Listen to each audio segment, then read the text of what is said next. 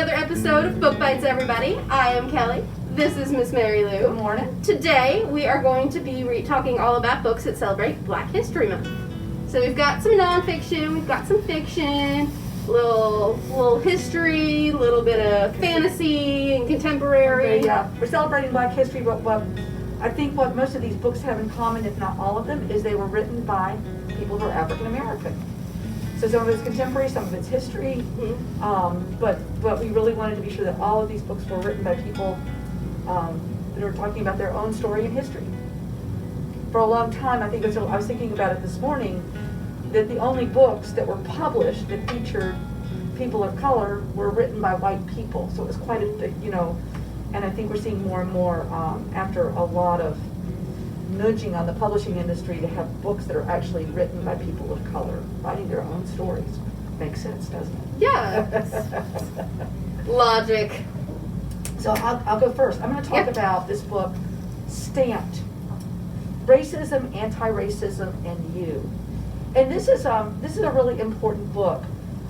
There's an adult version of it called Stamped: Formed from the Beginning by Ibram X. Kendi. It is, I own the book and it's like that thick. It's about 800 pages.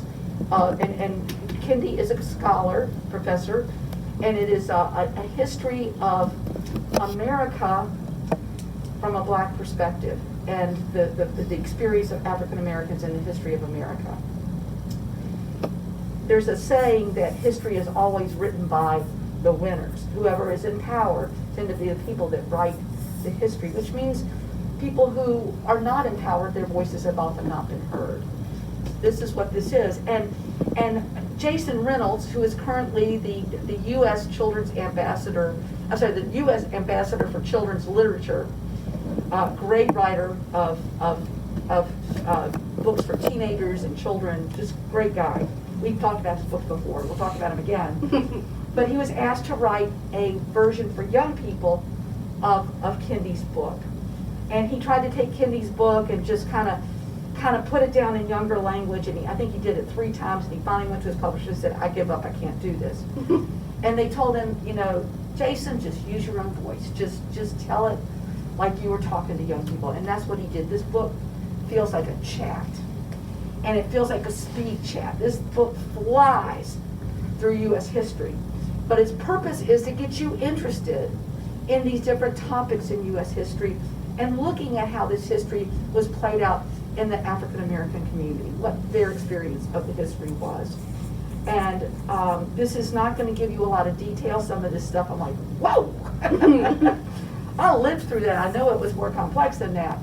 But the point is, it's going to give you a taste and get you interested, and then there's lots of resources listed in the back if you want to go deeper. But it is I would call this as an essential reading for having a deeper understanding of American history and how African American people experienced it. So Stamped: Racism, Anti-Racism, and You.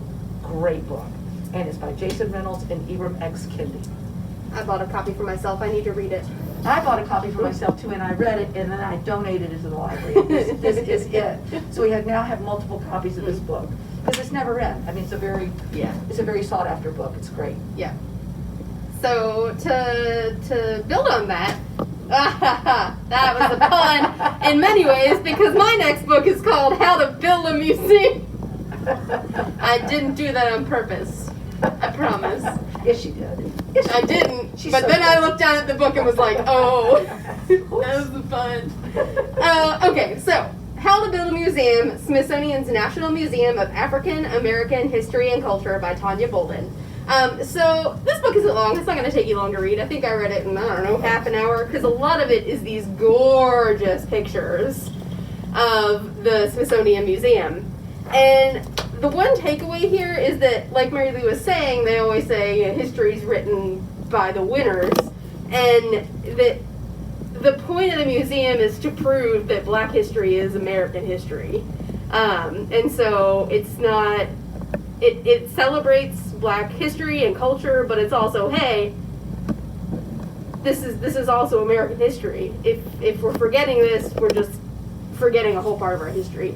And it's delightful. I had no idea it took over 100 years to get this museum built, and John Lewis, our recently departed congressman, is featured in the book. He was kind of instrumental in finally getting the building built, and every time I saw his picture I got a little sad. We lost a great man. Just last year. Yeah. I have one friend who's been there, and she said it was just unbelievable. Yeah. It was so... It's so cool. And the paneling on the outside of this building, I don't know if you can see this, but it is so cool. And they talk about how they got the design. It's pretty much everything about the building. The background, how it got built, how it got paid for, the first curators, the first couple of exhibits, and it's really cool. I had no idea, but awesome. All right, well, I'm going to talk about another book that, this is sort of a classic in children's literature, called The Watsons Go to Birmingham, 1963. And this book was written by Christopher Paul Curtis. It was written it was published in 1995, so this book has been around for a while. It's still, a lot of children's books kind of age and they don't stay on the shelves. They kind of come and go, and then there's new stuff. This book is one that's gonna be with us for probably as long as people are reading children's literature. It's a great book. I read it in middle school. I have never read it, and I read it this week, and I could not put it down. I read it in 24 hours, which I'm a slow reader, but it was so very good.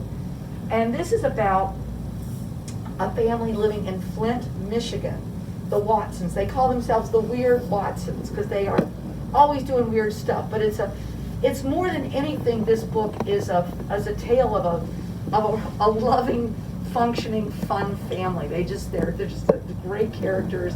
The father works in the Flint, one of the Flint manufacturing factories where they make cars. They have 3 kids. The kind of the narrator of the story is the middle son. His name is Kenneth or Kenny. And he has an older brother named Byron and a younger sister named Joetta that they all call Joey.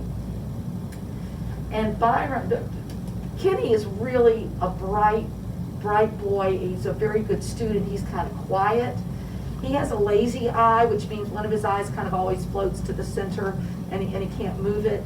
And he gets teased a lot and bullied a lot. This book deals a lot with bullying, and it's really interesting because the perspective is kind of different now. I think we've done a better job of kind of hunkering down on stopping bullying. In this time, at this point in time, it was kind of up to kids to deal with it on their own. Adults generally did not intervene in bullying.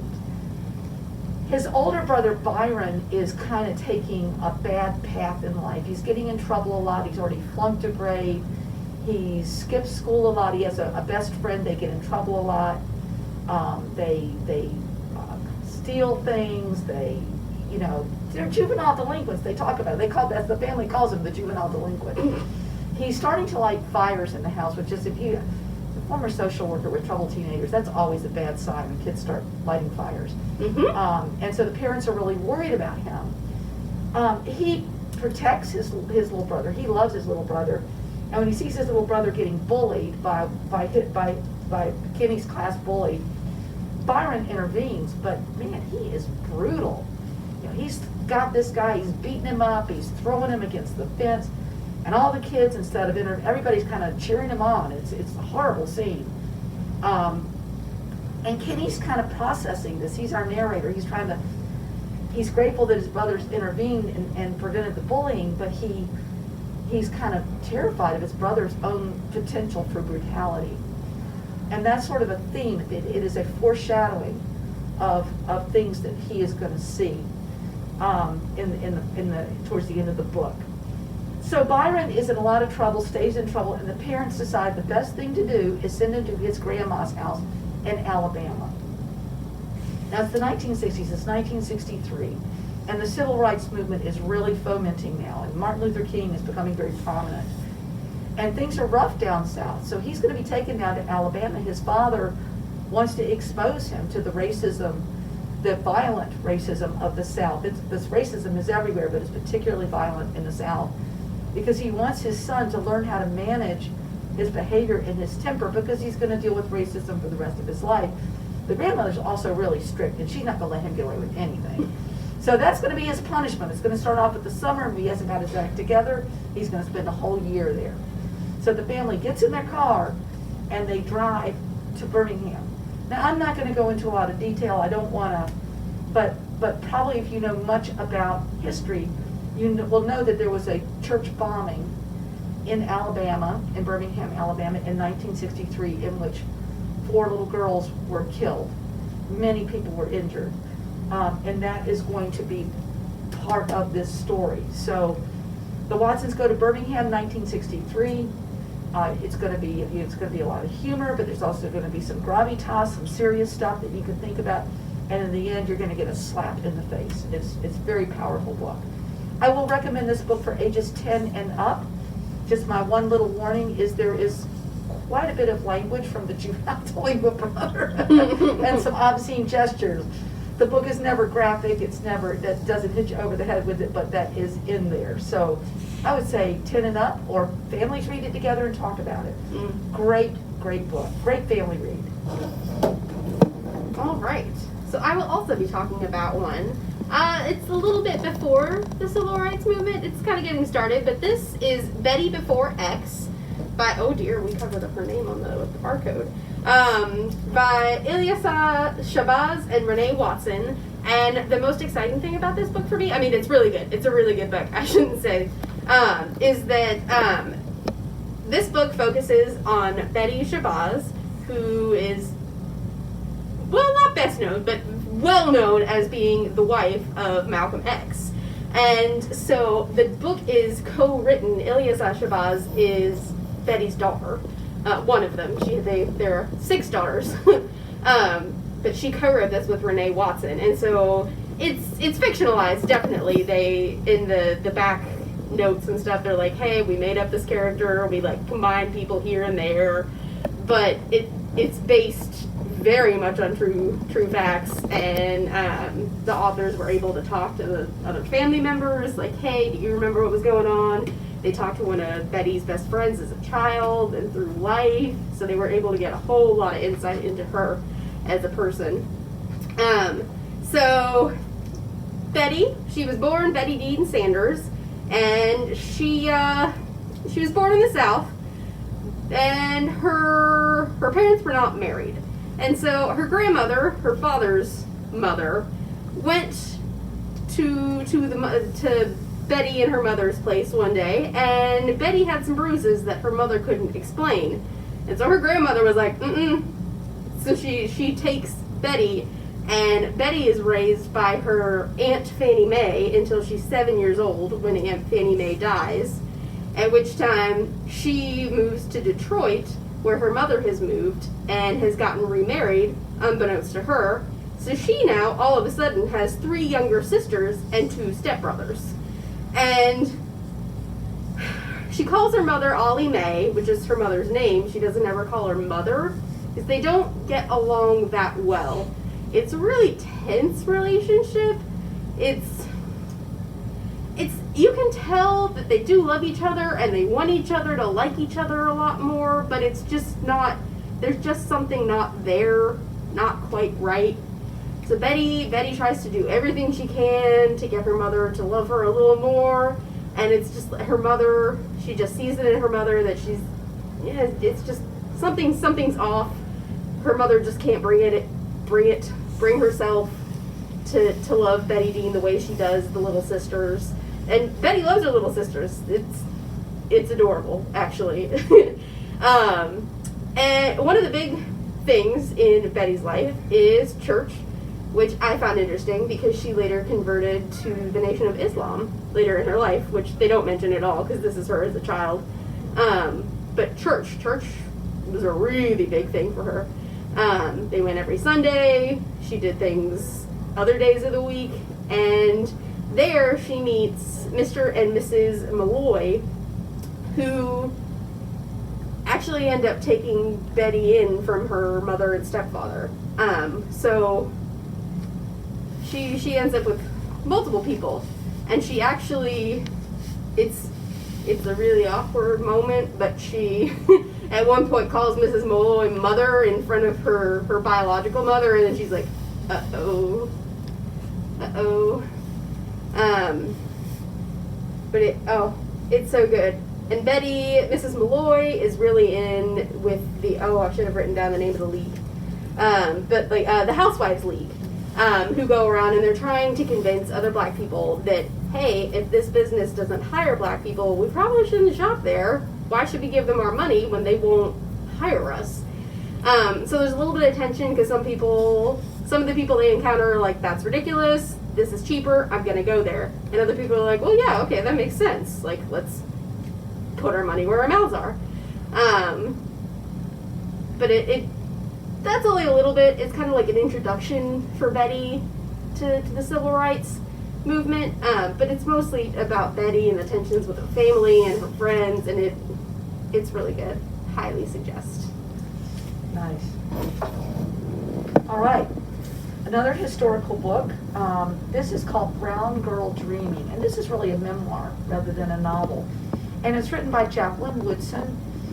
Before Jason Reynolds, she was the national U.S. ambassador for children's literature. And it was when she was touring as the ambassador that I got to meet her and buy this book and have her sign it. It was very exciting. She's a great speaker. And this is her memoir of growing up. And I think one of the things that just fascinates me is how many writers of children's books struggled with reading when they were kids. And she was she had a hard time with reading. And she was a late reader. She talked about the letters just kind of swirling on the page for her. But she always knew she wanted to be a writer. She would get a notebook and just open it up and smell the pages, and she couldn't write yet. But she had her pencil in her notebook, and she'd sit with it and think about the stories that she wanted to write.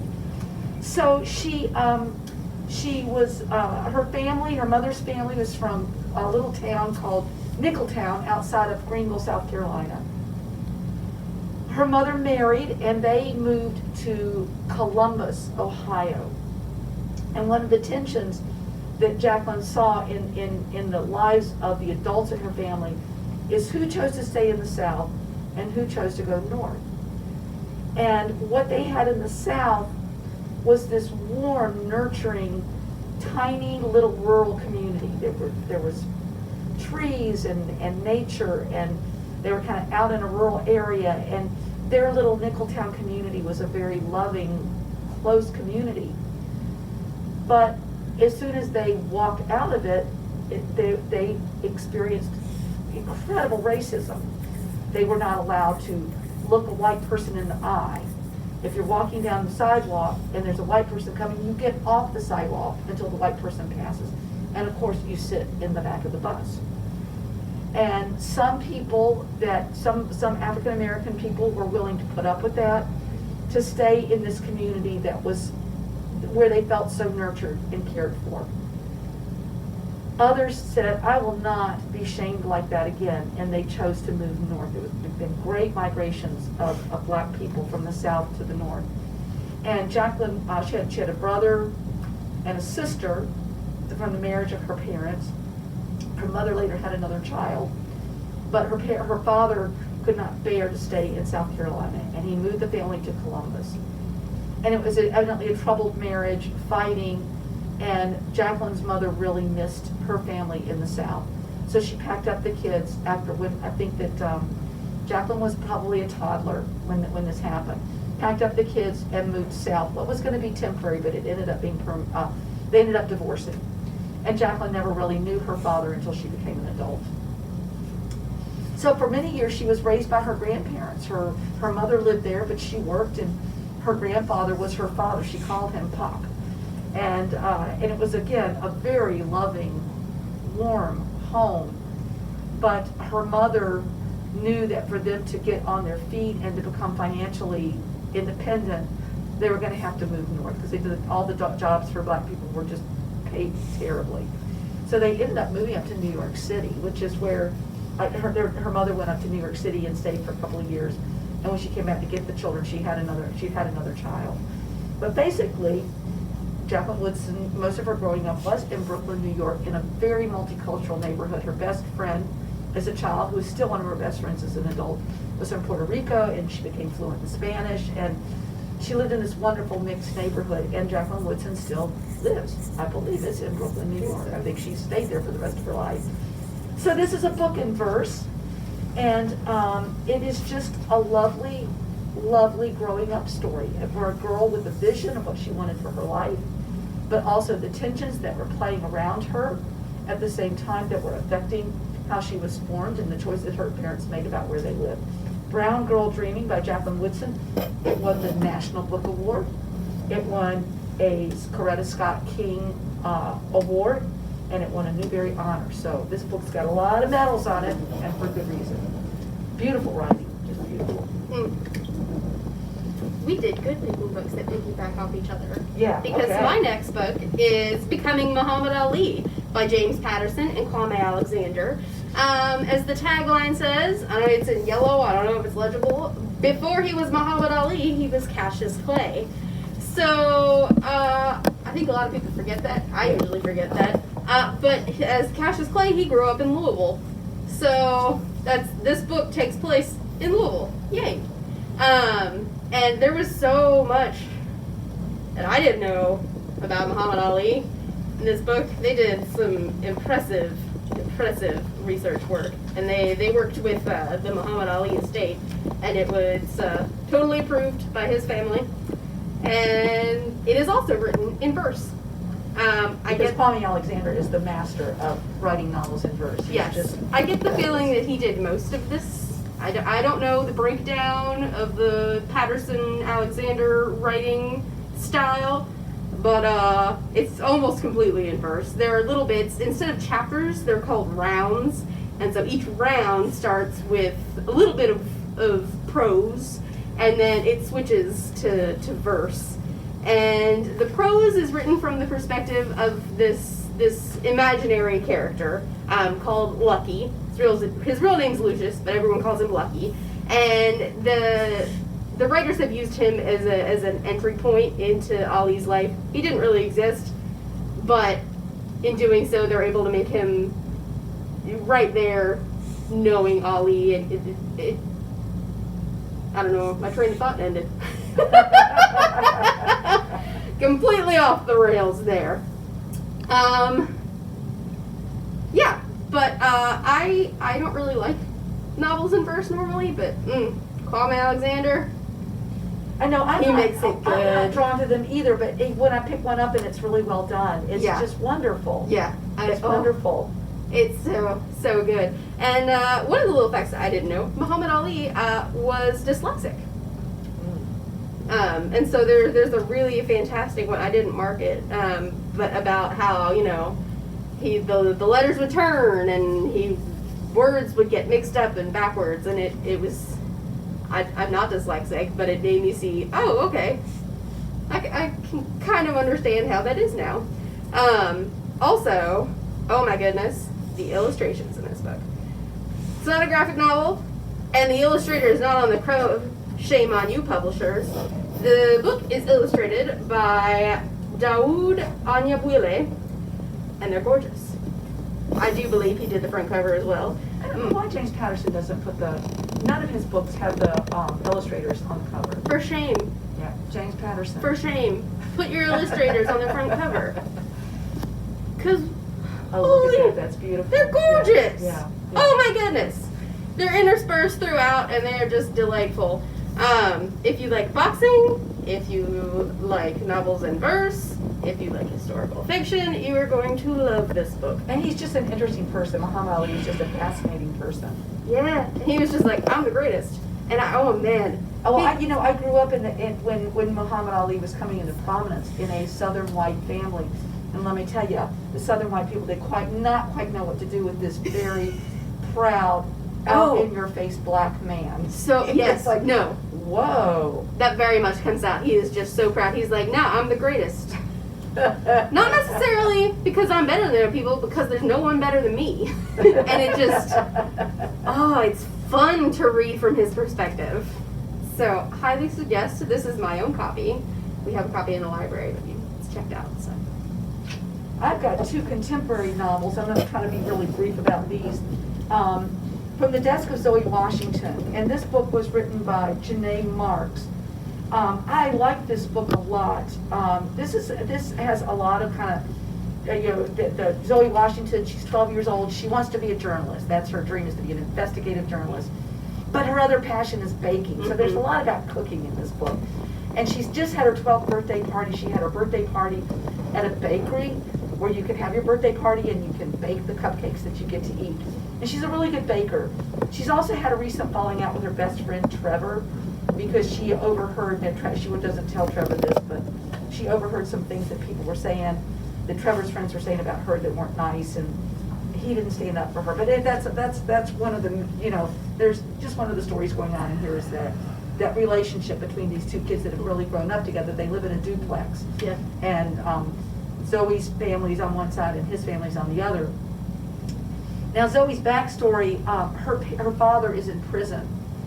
And she doesn't even know what he's in prison for. She has to kind of dig to get that information. But she's never met him. Her mother was pregnant when he was sent to prison, and her mother has remarried. Now Zoe is black, her mother is black, and her stepfather, who she thinks of as her father, is white. So she lives in a mixed race family. It's the summertime, and her mother and father both work. Her mother and stepfather both work, and so her grandmother is looking after her, much to Zoe's displeasure. She's absolutely sure she's old enough.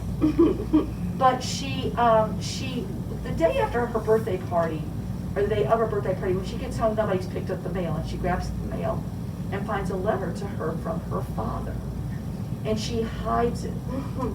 And it's just, she opens it and reads it privately. It's just a chatty letter from her father.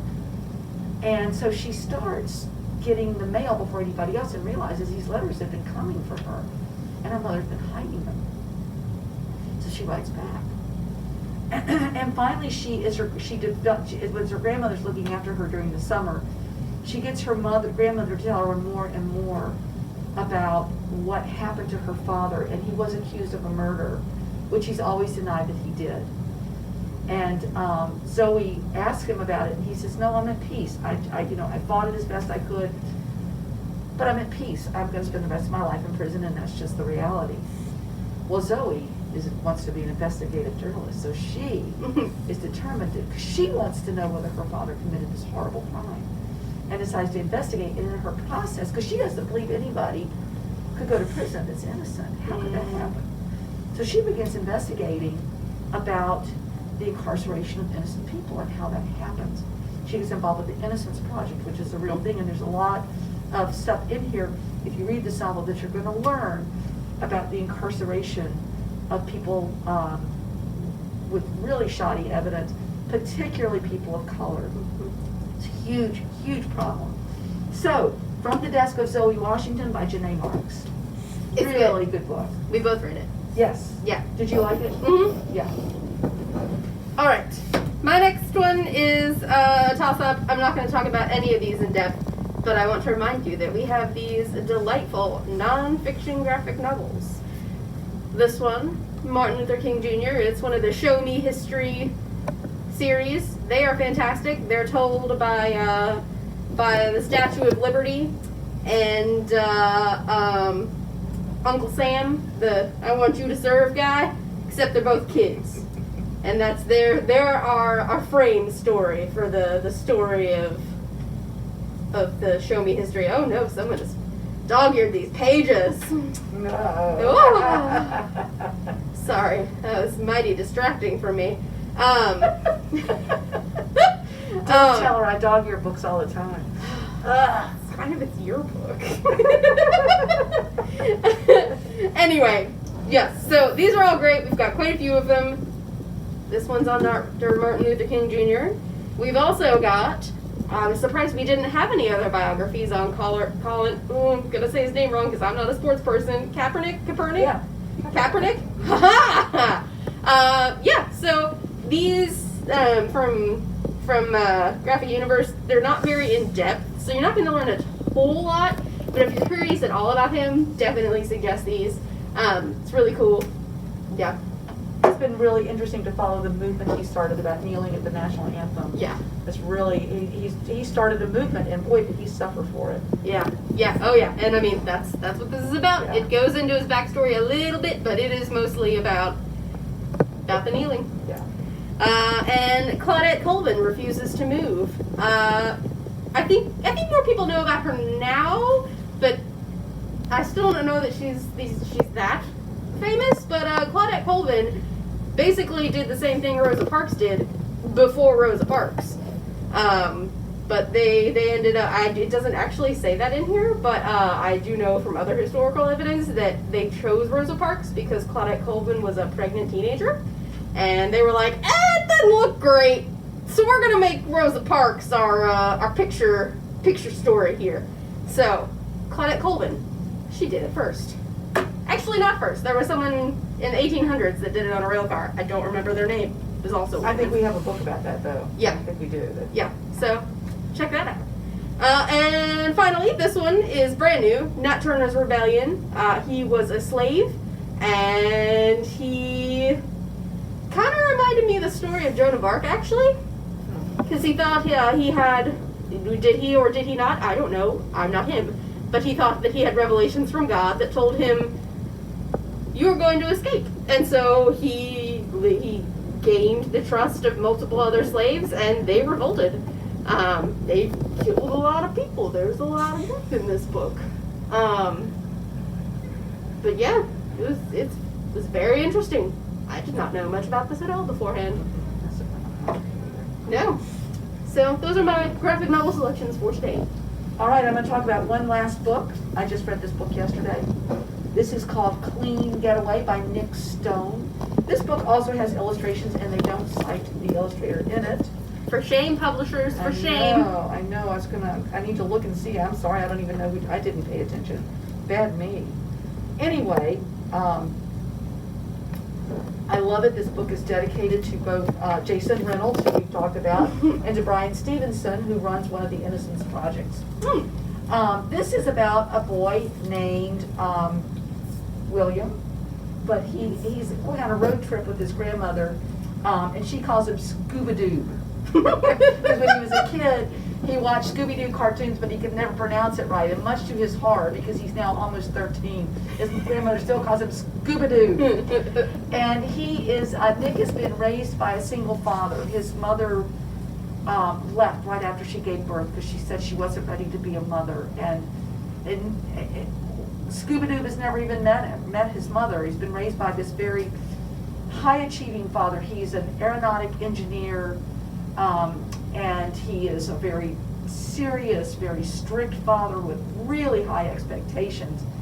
And William, or Scooby-Doo, he is very smart. He's an excellent student, and his gift is computer science. He's just a whiz with computers, and he's gotten into some trouble. His best friend is a girl who has a brother who's got epilepsy, and there's a bully that just torments this kid, and to the point of triggering seizures. And Scooby-Doo had seen all he could take, and he just jumped this guy and beat the tar out of him. And he got, of course, a lot of trouble for that. But he also figured out how to hack into the computer system to change some grades on some computer tests, which he didn't do for himself, but he was talked into by some guy that he really admired to show him how to do it, and then the whole class learned how to do it. So his father's really angry with him, and his father's like an iceberg when he's angry. He doesn't hit him, but he's really cold. And so this is kind of the world that he's grown up in. It's kind of a cold home. And he's going to be grounded pretty much for all of spring break because of this trouble he's gotten in with the computer thing. But his grandmother decides to go on a road trip, so she comes when the father's at work and gets him and takes him on a road trip. And his grandmother is white, and she and her husband, who was black, were married in the early 60s, or I guess after the Loving case, when they were allowed to marry. They were together for years before that. I think they married in 68 was when it became legal. At the South, in those states, it was illegal to marry if you were a black and white couple. So once they got married, they went on a road trip using the famous Green Book. Now, if you're not familiar with the Green Book, it is a book that was published for African Americans for traveling in the South, because so many places would not let them eat. They would not let them eat in their restaurants. They wouldn't let them eat in the hotel, or sleep in the hotels. It was really hard to find places that would accommodate them. And the Green Book was a travel guide for places that would accommodate people of color. And so they're going on a road trip to the places that she and her husband went on a road trip back when they were first married, and some of the places they couldn't go because they were going to be harassed. Now, the only thing that Scuba-Doo knows about this grandfather is that he went to prison when his own father was a baby and died in prison. He was convicted of theft. And that's going to be part of the story, because the grandmother it becomes clear as this trip goes on that there's something seriously wrong with her, like maybe that her mind is slipping, and that maybe she has got sticky fingers. Like they stop at a jewelry store and they're looking at the jewelry, and she walks out with a ring on her hand, and Scuba-Doo stops and says, "Grandma, you still got that ring on your hand?" And she goes, "Oh, whoops," and she puts it back. But later he finds some of the diamond earrings that she had tried on in the store. Anyway, there's a lot that's going to go on in this story about the guilt she feels about her husband, about Scuba-Doo finding out about life. Now he lives in Atlanta, but what life was like in the 1960s for people of color in the South, and his own relationship with his father, and why his father is as cold and as difficult of a man and demanding of a man as he is. So you're going to learn some interesting stuff about the Green Book, about the history of interracial marriage, and about the civil rights movement in the South through this very contemporary story. Nice. Yes. My final book is Maya and the Rising Dark by Raina Barron, because I'm not here just to talk about Black trauma. I'm also going to talk about Black joy. And this is a fantasy book, because I love fantasy. And this is the first in a series. Book 2 comes out later this year, I think. Miss Mary Lou. Because it's really good. Okay. So Maya has noticed she's at math tutoring one day after school, and all of a sudden her teacher's grading papers behind her at the desk, and she's up at the chalkboard and doing math problems, and her mind wanders. She knows that as long as the teacher hears the chalk on the board, she's not actually going to pay attention to what Maya's doing, so she's just like, going like this on the board, staring out the window. And all of a sudden, the colors in the world they look like they're bleeding away, like being sucked into something. And she turns to see if her teacher notices, and her teacher is just frozen in time. And she's like, what is happening? This is not normal. Because, that's not normal. And it stops all of a sudden, and it's been 30 minutes. For Maya, it's only been seconds, a minute. But 30 minutes have passed, and her teacher's like, "Oh man, I didn't mean to keep you this late. I'm sorry. You can go. We'll do this again next week. That's fine." And one of her best friends, Eli, is hanging out outside the door, making faces at her, knocking on the door. And so they're walking home, and she's telling him what happened, because Eli loves the supernatural and the paranormal. He is convinced that ghosts exist, all of that. He's like, "Oh my God, this is the greatest." And so she's like, "Okay, so what's your theory? You know all this stuff. What's going on?" He's like, "I don't know. I haven't heard about that before." "Well, I'll have to dig deeper." And so their other friend, Frankie, she is like this super nerd. The way they describe her, if you know anything about Marvel Comics, Moon Girl and Devil Dinosaur, in my mind, she is Lunella Moon Girl. It's great. She's super smart. She's got the cute little afro puff pigtails. I love it. So I'm assuming that's the inspiration for her. She believes in science. She has 2 moms. She's been adopted. Her birth mother was killed. She's told she was killed in a traffic accident, but I don't believe that. And later on, neither does anyone else, because Frankie and Maya are out one night. They're tailing these two little old ladies, Miss Ida and Miss Lucille. They're like the little old ladies that are nosy and into everybody's business, and they're really crotchety about it too. And so you just like you want to stay out of their business because you don't want them to yell at you. And they're always walking with canes. They always walk around the block at night. And one night, Maya's like, "Why aren't they using canes? What is happening? How are they so sprightly all of a sudden? This is weird." So she and Frankie tail them, and then they get attacked by were-hyenas. Yeah, were-hyenas. And Miss Ida and Miss Lucille save them. And they're like, okay, something is super messed up here. And Miss Ida and Miss Lucille are like, no, nothing happened, you're fine, it was just dogs, whatever. They're like, no, that's not true. And the were-hyenas can talk, because of course they can, and they call them godlings. And it turns out that all three of them, there is this big community of Orishas and their descendants. So if you are even remotely like a tiny little speck of Orisha blood and you are a godling. And there are different communities around the world full of them. Orishas are African gods and goddesses. So turns out that Maya's dad is one of the oldest gods in the universe. He's one of the Orishas, and he takes care of the veil between our world and the world of the dark. Now this sounds like a Rick Riordan Presents book, is it? It's not, Okay. but it does have that feel. Okay. Yes. Yeah, definitely. And it could have been. Yeah, so her dad is an Orisha, and he has gone missing. He was trying to fix the veil. He is the guardian, but the Lord of Shadows has stolen him away. And so Maya and her friends go on a mission, a quest, to find her dad and bring him back and try and fix the veil at the same time, because nobody wants all the veil, the dark bringers. They don't want them on our Earth. So yeah, but yeah, very Rick Riordan, Okay. Percy Jackson-esque. Yep. Excellent. Well, these are our treats for Black History Month. Yeah. Lots of books in this vein. If you need any help finding materials like this, just don't hesitate to give us a call. Yeah. Email us. Yeah.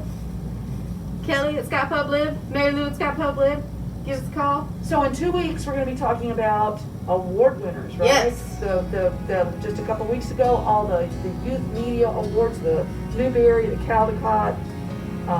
We're going to be talking about the books that run awards for this age group, the 8 to 12 group. Yes.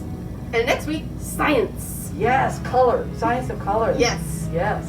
All right, but until then, we will see you guys. Bye. Bye.